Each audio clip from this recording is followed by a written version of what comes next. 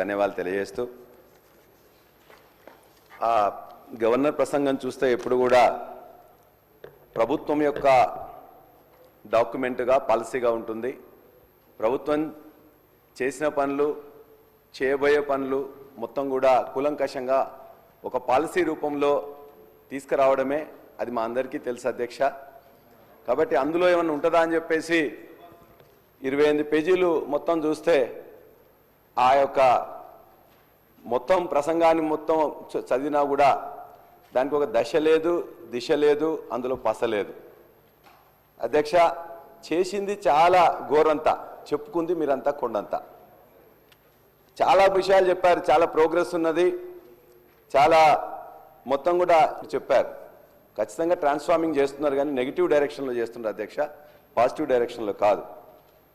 ప్రభుత్వం ఏర్పడక ముందు పార్టీలు ఖచ్చితంగా తమ యొక్క హామీలు ఇస్తుంటాయి. ఆ హామీలు ప్రజలు అడిగినా అడగకున్నా ప్రజల అవసరాల కోసం ఇస్తుంటాయి.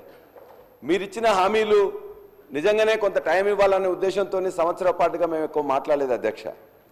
మీరు ఎవరు ప్రజ అడగకున్నా మీరు బాండ్ పేపర్స్ ఇచ్చిండ్రు నమ్మకం కలిగించడానికి, డేట్స్ ఇచ్చిండ్రు, అదేవిధంగా డెడ్ లైన్స్ ఇచ్చిండ్రు, కానీ వాటిని ఇప్పటివరకే అన్ని అంశాల మీద కూడా పదే పదే తప్పిండ్రు అధ్యక్ష. దరిదాపుగా ఇవాళ ఇచ్చిన హామీలలో ఒక 10% మీరు మొదలుపెట్టింది కానీ ఆ 10%లో కూడా అరకొరగానే ఉన్నాయి తప్ప పూర్తిగా ప్రజలందరూ విశ్వాసం కలిగించే విధంగా వాళ్ళకు ఉపయోగపడే విధంగా ఏ ఒక్క పథకం కూడా ఇప్పటిదాకానైతే పూర్తిగా చేయలేదు అధ్యక్ష. మిగతా 90% హామీలు కూడా ఖచ్చితంగా ఇవాళ చేయలే. ఒక విధంగా చెప్పాలంటే ఈ ప్రాంతంలో నేను చదువుకోవడం కానీ లేకపోతే చూస్తే 19 ప్రజాస్వామిక ప్రభుత్వాలు ఈ తెలంగాణ ప్రాంతానికి ఇప్పటిదాకా 1951 నుంచి వస్తే ఆ 1951 తర్వాత తెలంగాణ ఏర్పడిన తర్వాత 3 ప్రభుత్వాలు వస్తే ఇన్ని ప్రభుత్వాల్లో కూడా ఇంత అప్రజాస్వామికంగా ఇంత అహంకారపూరితంగా ఉన్న ప్రభుత్వం మాత్రం ఎక్కడ లేదు అధ్యక్ష. అంతేకాదు అధ్యక్ష, అనుభవాలు ఏమితో ఇవాళ అత్యంత తక్కువ కాలంలోనే అప్రతిష్ట మూట కట్టుకున్న ప్రభుత్వం ఈ ప్రభుత్వంగా ప్రజలందరూ భావిస్తున్నారు అధ్యక్ష. అంతేకాదు అధ్యక్ష, ఇవాళ అనేక హక్కులను ఎవరన్నా నిజంగా ఈ పని చేయలేదని చెప్పేసి ఎక్కడ ఎవరన్నా అడిగితే గ్రామాల్లో కరెంట్ రాలేదనో పంట ఎండిపోతుందనో ఎవరైనా జర్నలిస్టులు పోయి అక్కడికి అడిగినట్లయితే ఆ జర్నలిస్టుల మీద కూడా కేసులు పెట్టే, మహిళా జర్నలిస్టుల కేసులు పెట్టే దుస్థితి మాత్రం ఏనాడు ఏ ప్రభుత్వంలో రాలేదు అధ్యక్ష. ఇవాళ ఫీ రియంబర్స్మెంట్ ఏమని అంటే కొట్లాట, సర్పంచులు పెండింగ్ బిల్లులు ఏమంటే కూడా ఇబ్బంది అధ్యక్ష. అరే సార్ లేని ఆ మహిళా జర్నలిస్ట్ పెట్టిన వీడియోను మీరు కూడా సభ ముందు మీరు చూసి అది పనిష్మెంట్ అని ఫీల్ అయ్యి ఒకవేళ పల్లారాజేశ్వరరెడ్డి గారి మీద కూడా అటువంటి మాటలు మాట్లాడి ఉంటే వారు ఎటువంటి శిక్ష అవసరం లేదంటే రేపు పొద్దుగాల అటువంటి వీడియో తయారైతే పెద్ద ఇష్యూ కాదు. కాంగ్రెస్ పార్టీకి అయితే పెద్ద తయారు చేయాలంటే పెద్ద ఇష్యూ కాదు. కానీ అటువంటి వీడియోలు కూడా వీళ్ళు సమర్థిస్తే అంతకంటే వాళ్ళకు ఉండేటువంటి ఎటువంటి విచక్షణ కోల్పోయి పూర్తిగా ఫ్రస్ట్రేషన్లు ఉన్నారో అర్థమవుతుంది. అనుభవం గురించి మాట్లాడుతారు. ఎవరికి అనుభవం లేదు అధ్యక్ష, కాంగ్రెస్ పార్టీకి అనుభవం కావాలా? అనుభవం గురించి మాట్లాడుతూ ఉన్నారు, లేకపోతే పెద్ద అనుభవ రాహిత్యంగా పని జరుగుతుంది అంటున్నారు. 14 సంవత్సరాల మొత్తం అణిచివేతకు గురైనాడు. ఎక్కడ అణిచివేతకు గురైనాడు అధ్యక్ష? ప్రజాస్వామ్యమే లేదని చెప్తా ఉన్నారు 14 సంవత్సరాలు. ఇటువంటి పద్ధతి మాట్లాడితే నేను దయచేసి సభకు సంబంధించి గవర్నర్ గారి ప్రసంగం మీద వారు చెప్పమనండి. వారికి విమర్శించదలుచుకున్నది మేము నెగటివ్ రోడ్లో పోతున్నామంటే మాకే అభ్యంతరం లేదు. గవర్నమెంట్ మేము 14 నెలల్లో మేము ప్రభుత్వం దిశ వేరుగా పోతా ఉన్నది, అవన్నీ మాట్లాడుకోండి. కానీ ఒక మాకు జర్నలిస్ట్ అంటే గౌరవం ఉంది. జర్నలిస్టులకు కాంగ్రెస్ పార్టీకి సంబంధించి ఎన్నడూ కూడా మేము అట్లా సొంత పత్రికలు సొంత టీవీలు పెట్టుకోవాలని ప్రయత్నం ఎన్నడూ చేయలేము. మేము జర్నలిస్టుల మీద విశ్వాసం అనేది మంచి రాయాలి, చెడుగు రాయాలని. ఇక అంత పూర్తిగా భాష మరందరికీ ఒకసారి వీడియో చూస్తే ఆ భాషను ఎవరు వ్యక్తిగతంగా ఎవరి గురించి మాట్లాడుతున్నారు ఆ భాషను చూసినట్టయితే మేము సమర్థిస్తే సభ్యులు ఆ జర్నలిస్టుకి మద్దతుగా మాట్లాడినటువంటి మాట ఉపసంహరించుకోమని చెప్పి కోరుతాను ఈ సందర్భంగా. ధన్యవాదాలన్నా, మీరు ఒక వారికి సింపతి ఉన్నందుకు. నేను అడిగేది ఏంటంటే అన్న, వారు మాట్లాడింది కాదు, వారు ఎక్కడైతే వారి యొక్క కొన్ని రికార్డ్ చేసి వాళ్ళు చేసినవన్నీ కూడా ప్రజల యొక్క భావాలుగా వచ్చినాయి. ఒకవేళ వాళ్ళు మహిళలు కాబట్టి నా రిక్వెస్ట్ ఏంటంటే అధ్యక్ష, ఇద్దరు మహిళా జర్నలిస్టులని టెర్రరిస్టులు చేసింది కాబట్టి ఆ రేవతి తన్వి యాదవ్ మీద కొద్దిగంత సానుకూలంగా మీరు దయచేసి ఆలోచించి వాళ్ళని విడుదల చేయాలని కోరుతున్నాం. అదేవిధంగా ఇది ఒక పాలసీ ఉందని చెప్పేసి అనుకుంటే పాలసీ మాత్రం వాళ్ళ యొక్క మీరు చూడండి అధ్యక్ష ఎట్లా ఉన్నాయి వాళ్ళ ఫోటోలు. ఇవాళ తెలంగాణ అస్తిత్వం మీద ఇక్కడ చాలా అంశాలు మీరు రాశారు. ఇందులోనే ఒకటి ఏం చేసిండ్రు, మొత్తం కూడా ఆనవాళ్ళన్నింటి కూడా ఉండకుండా చేస్తామని తెలంగాణ తల్లి రూపురేఖలను మార్చారు. తెలంగాణ స్టేట్ టీఎస్ అని ఉంటే టీజీ అని మార్చారు. ఇవాళ లేటెస్ట్గా గవర్నర్ గారు ప్రసంగం చేసిన రోజునే వాళ్ళు ఇవాళ ఒక ఎడ్యుకేషన్ డిపార్ట్మెంట్ రిలీజ్ చేసింది అధ్యక్ష లోగో.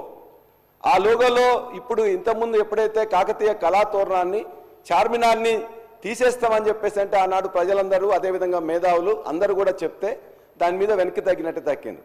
కానీ ఇవాళ మరలా దాన్నే ఇవాళ మొత్తం కూడా తెలుగులో కానీ ఇంగ్లీష్లో కానీ మరి రిలీజ్ చేసిన దాంట్లో ఆ రెండు లేకుండానే ఇచ్చారు. అంటే ఇది కావాలని చేసిండ్రా లేకపోతే మొత్తం మార్చాలని చెప్పేసి అనుకున్నారో దయచేసి మీరు ఆలోచించాలి. ఇవాళ కాకతీయ కళాతోరణం కానీ చార్మినార్ కానీ రాజముద్ర నుంచి తొలగించడం అంటే ఖచ్చితంగా చారిత్రక ద్రోహం తప్ప మరొకటి కాదు అధ్యక్ష. చేస్తే లోపాయికారిగా గోప్యంగా చేయాల్సిన అవసరం లేదు. ఆనాడు ఈ యొక్క కాకతీయుల మీద గాసుద్దీన్ తుగ్లకన్ దాడి చేసిండ్రు, ఇవాళ ఈ యొక్క కాంగ్రెస్ ప్రభుత్వం దాడి చేస్తూ ఉన్నది. మేము అడుగుతున్నాం అధ్యక్ష, ఇవాళ ఈ యొక్క నీటిపారుదల విప్లవాన్ని తెలంగాణలో తీసుకొచ్చింది కాకతీయులు. గొలుసు కట్టు చెరువులు కానీ 46,000 చెరువులను నిర్మించింది కూడా వాళ్ళే అధ్యక్ష. ఇవాళ మరి అనేక గ్రామాలు ఉన్నాయి, గణపతి దేవుని పేరు మీద గణపురం అనేక చెప్పేసి ఉంటాయి. మరి వాళ్ళు పెట్టిందని చెప్పేసి వాటన్నిటిని మార్చేస్తారు అధ్యక్ష.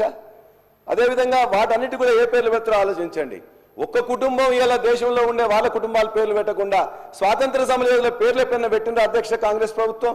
సుభాష్ చంద్రబోస్ గారితో, భగత్ సింగ్తో, లాలా లజపతి రాయ్తో, బాలగంగాధర్ తిలక్ ఎప్పుడైనా పెట్టిండ్రు అధ్యక్ష?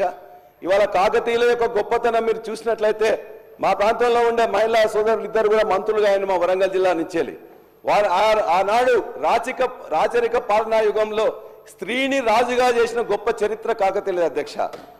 అబలయని దేశమును కబలింప తలబడిన పరరాజులకు స్త్రీల బలశక్తిని చూపి రాజ్యతంత్రము నడిపరా తెలంగాణ రాణి రుద్రమదేవిరా అని చెప్పి ఆనాడు రుద్రమదేవి యొక్క గొప్పతనాన్ని మనం చాటుకున్నాం అధ్యక్ష.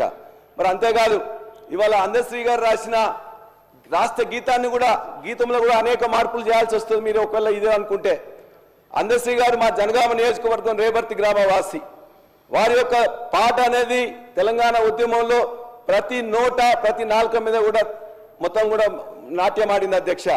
ఆయన కూడా రాసిండు, పోతున్నది పురిటిగడ్డ రుద్రమది వీరగడ్డ గండర గండెడు కుమరం భీముడే నీ బిడ్డ కాకతీయ కళాప్రభల కాంతిరేక రామప్ప గోలుకొండ నవాబుల గొప్ప వెలుగే చార్మినార్. మరి ఆయన కూడా రాసిండు చార్మినార్ గొప్పతనం, అదేవిధంగా కాకతీయుల గొప్పతనం, కళాతోరణం గురించి. మరి ఆయన రాసినందుకు అందశ్రీ యొక్క రాసిన పాటలు కూడా మొత్తం తీసేస్తారు అధ్యక్ష. పాలసీ ఉంటే అక్కడ ఉండాలి, ఇక్కడ ఉండాలి. అదేవిధంగా అన్నం పెట్టి చెరువులను నింపి చెరువులు నిర్మించిన ఇవాళ దానికే బరకత్ ఉంటుందని చెప్పేసి ఆనాడు కేసీఆర్ గారు మిషన్ కాకతీయ అని పెట్టి వాటిని మళ్ళా పునర్నిర్మాణం చేసింది కేసీఆర్ గారు. కాబట్టి అంతేకాదు గవర్నర్ గారు ప్రసంగంలో మీరు చెప్పారు, మేము ఆధ్యాత్మిక టూరిజం చేస్తాం, దేవాలయాలన్నీ కూడా తీసుకుపోతాం అని చెప్పేసి. మరి మా వరంగల్ జిల్లాలో ఉండే వరంగల్ దేవాలయాల్లో అతిపెద్ద మన ఆనాడు రుద్రదేవుడు కట్టించింది అధ్యక్ష రామప్ప దేవాలయం. యునెస్కో యొక్క గుర్తింపు కూడా తీసుకొచ్చినాం. మరి కాకతీయులు కట్టించిందని చెప్పేసి ఆ టూరిజం ప్యాకేజ్ తీసేస్తారా? అది అదేవిధంగా 1000 స్తంభాల గుడి కూడా కట్టించినాం, మరి దాన్ని కూడా తీసేస్తారా? కాబట్టి దయచేసి మీరు ఆలోచించాలని, అదేవిధంగా మా వరంగల్ జిల్లా నాయకులే కాదు, వరంగల్ జిల్లా మంత్రులే కాదు, మొత్తం యావత్తు కూడా అధ్యక్ష ఖచ్చితంగా చాలా సంతోషం సార్, నేను వింటా ఉన్నాము. కానీ చరిత్ర దగ్గరలో ఉన్న చరిత్రను కూడా మనం ఆలోచన చేయాలా. కాకతీయులకు సంబంధించి మాట్లాడుతూ ఉన్నారు అధ్యక్ష, వారి చరిత్ర గురించి మాట్లాడుతూ ఉన్నారు. టీఆర్ఎస్ పార్టీకి సంబంధించి ఆనాడు మా ప్రభుత్వ హయాంలో ఉమ్మడి రాష్ట్రంలో 2 కోట్ల రూపాయలు కాకతీయ ఉత్సవాల గురించి ఆ రోజు కేటాయింపు చేస్తే 2 కోట్లు కాదు 4 కోట్లు 6 కోట్లు 8 కోట్లు చేయాలని చాలా సందర్భాల్లో వారు డిమాండ్ చేశారు. సరే 2014 నుంచి 23 వరకు ఒక్కసారి కూడా కాకతీయ ఉత్సవాలు చేయలే టీఆర్ఎస్ పార్టీ ప్రభుత్వం. నేను ఈరోజు చెప్తా ఉన్నాను, అది కాదు, ప్రజాస్వామ్యంలో ప్రజలేం కోరుతా ఉన్నారు, సామాన్య ప్రజానికానికి ప్రతిరూపంగా నిలిచే స్ఫూర్తిని కలిగేయాలని, ఆ క్రమంలో మేము తీసుకున్న ప్రతి నిర్ణయం ఉంటుందని ఈరోజు మన చరిత్ర చెప్తా ఉన్న అనేక ప్రధానమైన అంశాలను కూడా ముడిపెడే అస్తిత్వాన్ని కాపాడే ప్రయత్నం చేస్తాం. నేను రాజేశ్వర రెడ్డి గారు విద్యాధికుడు అధ్యక్ష, కేవలం నేను వాడిని కోరుతా ఉన్నాను, టీఆర్ఎస్ పార్టీ పరంగానే పోకుండా డెఫినెట్లీ ఒక ప్రొడక్టివ్ ఆలోచనలు ఇస్తారు, ఒక పాజిటివ్ ఆలోచనలు ఇస్తారు. ప్రభుత్వం 14 నెలల నుంచి చేసే కార్యక్రమం ఇది చేస్తే బాగుంటుందని ఆలోచన చేస్తారు. అదేమైనా అభిప్రాయాలు తెలియజేస్తారని ఆశిస్తా ఉన్నాను అధ్యక్ష. శ్రీధర్ అన్న, ఖచ్చితంగా కాకతీయుల యొక్క ఘనకీర్తి కోసం మేము చెప్పట్లేదు. కాకతీయులు మనకు బతికిచ్చిండ్రు, చెరువులు ఇచ్చిండ్రు, కాబట్టి వారిని బర్కత్ ఉంటుంది, వారి యొక్క పేరు పెట్టుకుంటారన్న ఉద్దేశంతో చెప్పినాం తప్ప మరొకటి కాదు. అదేవిధంగా మీరు ఇంకొక మాట కూడా అందులోనే ధన్యవాద ప్రసంగంలో చెప్పారు.